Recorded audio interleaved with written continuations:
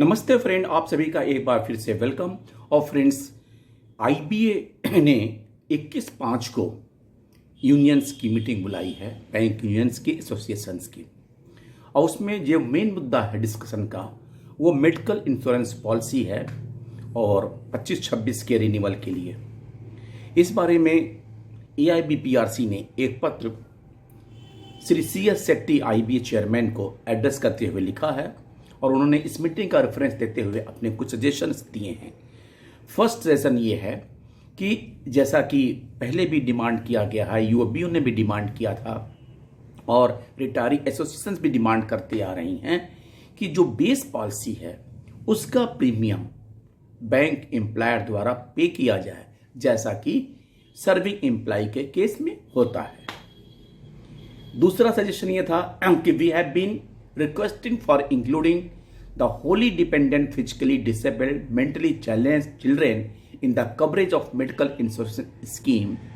This request needs to be considered on a highly compassionate, sympathetic and humanitarian ground.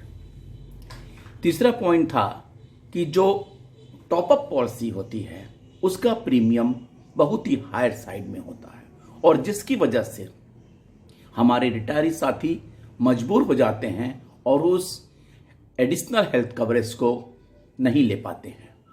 इसलिए इस संबंध में भी उन्होंने रिक्वेस्ट किया है कि ये जो exorbitant high premium top up policy के लिए है उसके बारे में भी आप विचार करें और ध्यान दें। फोर्थ पॉइंट था कि there is a great necessity to raise the base policy coverage from ₹3-4 lakhs to much higher figure going to by the steep escalation in the medical, यानी कि जो 3 लाख अथवा 4 लाख का जो बेस पॉलिसी है इसको हायर कवरेज किया जाए, क्योंकि मेडिकल जो रिक्वायरमेंट के हिसाब से ये पॉलिसी कवरेज जो है वो बढ़ना चाहिए। फिफ्थ पॉइंट था a clear policy in respect of handling the insurance claims by the TPA is necessary to prevent them setting the claims to settle the claims whimsically and also cause undue delay in settling the claims.